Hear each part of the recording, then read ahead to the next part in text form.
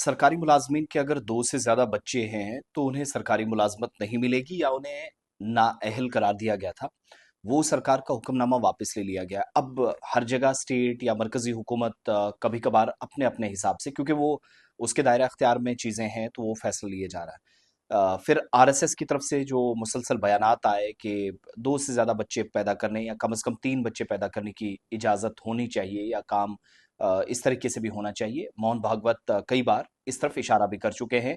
घटती आबादी या फिर जो बच्चों की पैदाइश का सिलसिला कम है, उस दरमियान बयानात आए। लेकिन एक फैसला जो मध्य प्रदेश सरकार ने कुछ बरस पहले लिया था, अब मध्य प्रदेश की सरकार ने जो सरकारी मुलाज़मतों के लिए 2 बच्चों की शर्त नाफ़िज़ थी कि सिर्फ़ 2 बच्चे तब मुलाज़मत मिलेगी, बाकी अगर आपके हैं तो पढ़ाई में मुश्किल आएगी, खुद मुलाज़मत भी नहीं हासिल कर सकेंगे।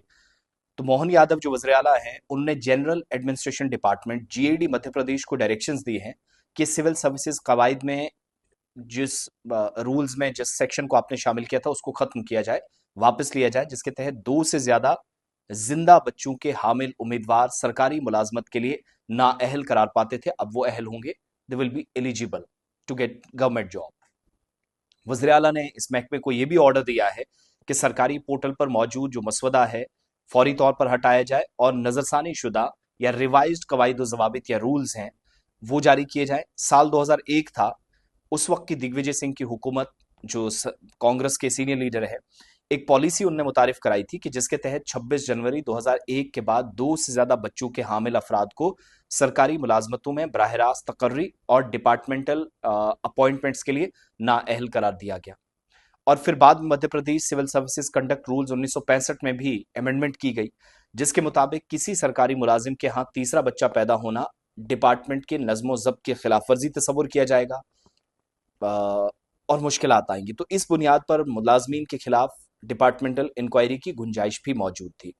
वज़ीर आला मोहन यादव ने इस कानून का तफसीली जायजा लिया और इसे अब मनसूख करने का फैसला किया है।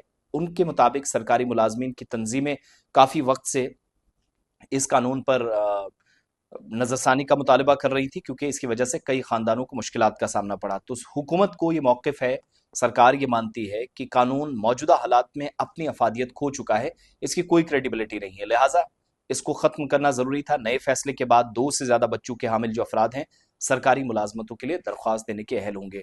तो अब जिनके 3 बच्चे भी हैं या 2 से ज्यादा बच्चे हैं, जिंदा बच्चे, खुदा न खास्ता कई बच्चों की मौत हो जाती है, वो इस रिकॉर्ड का हिस्सा नहीं बनते हैं।